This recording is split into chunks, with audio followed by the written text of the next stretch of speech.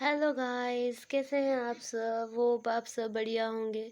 आज की क्लास में मैं आप लोगों को पहले जो किया था जीएसटी के लेक्चर 1 एंड लेक्चर 2 में वो वाला थोड़ा डिस्कशन कर लेंगे, फिर आज का क्लास स्टार्ट करेंगे। जैसे कि मैंने आपको पहली क्लास में बताया था, article number 245, 246, 248 constitution of India और उससे रिलेटेड थोड़ी सी बेसिक बातें, जैसे कि कॉन्स्टिट्यूशन ऑफ इंडिया में मैंने आपको बताया था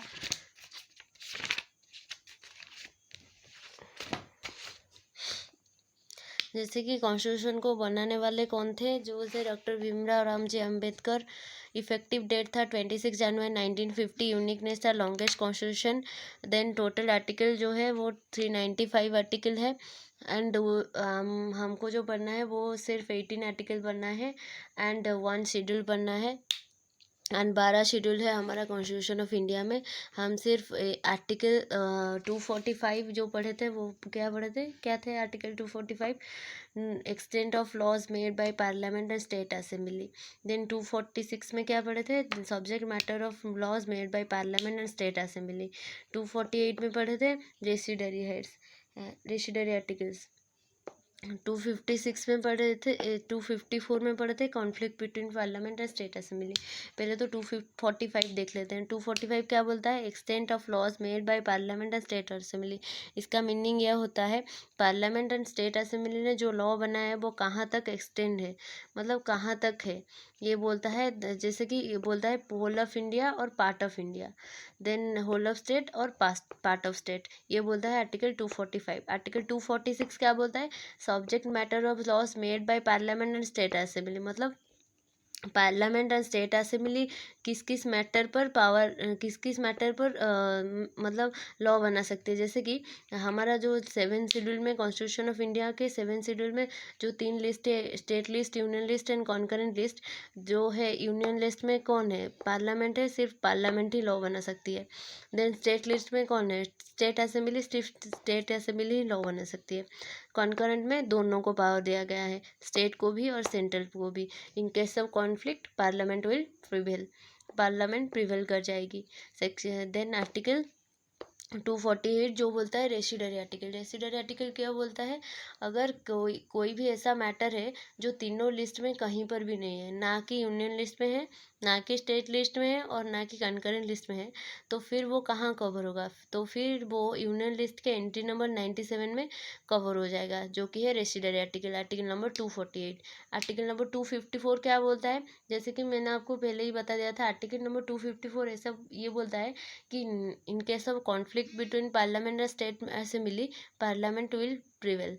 अगर कोई कॉन्फ्लिक्ट हो गया कि जैसे कि कॉन्करेंट लिस्ट में दोनों को पावर मिला हुआ है, पार्लियामेंट को और स्टेट असेंबली को, तो इस केस में अगर कोई कॉन्फ्लिक्ट हो जाएगा तो कौन प्रिवेल कर जाएगी, पार्लियामेंट प्रिवेल कर जाएगी। ये आपको याद रखना है। ये था रिवीजन। देन आज की क्लास हम स्टार्ट करेंगे, जो कि स्टार्ट करेंगे हम आर्टिकल 265 से। और एक आपको डेफिनेशन जानना है, जो कि मैंने आपको आर्टिकल 245 में, जैसे कि मैंने आपको बताया था, extent of laws made by parliament and state assembly. Extent जो होता है वो होल ऑफ इंडिया और पार्ट ऑफ इंडिया होता है।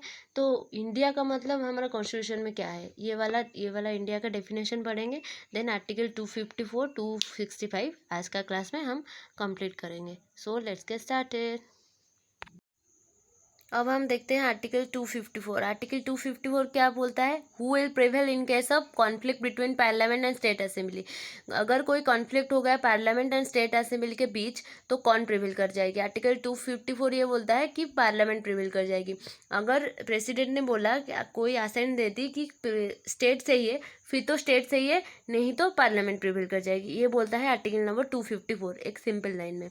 आर्टिकल नंबर 265 क्या बोलता है, no tax shall be levied and collected without authority of law. मैं इसको आपको इनकम टैक्स में ऑलरेडी बता चुकी हूँ, जो कि ये बोलता है ना ही कोई टैक्स लगेगा, ना ही कलेक्ट होगा। लॉ के पावर के बिना कोई भी टैक्स ना ही लगेगा, ना ही कलेक्ट होगा। ये आपको याद रखना है। ये मैंने आपको इनकम टैक्स में बताया था, जैसे कि no tax shall be levied and collected without authority of law. Then अभी हम इंडिया का डेफिनेशन देख लेते हैं। फिर इंडिया का डेफिनेशन मैं इसीलिए आपको बताने वाली हूँ, जैसे कि आर्टिकल नंबर 245 क्या बोलता है, extent of laws made by parliament and state assembly. Law जो बना है, जो पार्लियामेंट और स्टेट असेंबली ने लॉ बनाया है, वो कहाँ तक एप्लीकेबल होगा।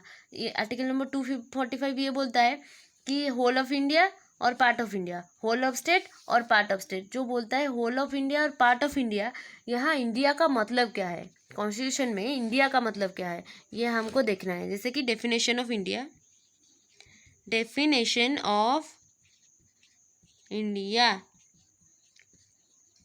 इंडिया में क्या क्या कवर होगा यह हमको देखना है। जैसे कि India includes territorial water of India, ये होता है इंडिया का मैप, आप थोड़ा एडजस्ट कर लेना।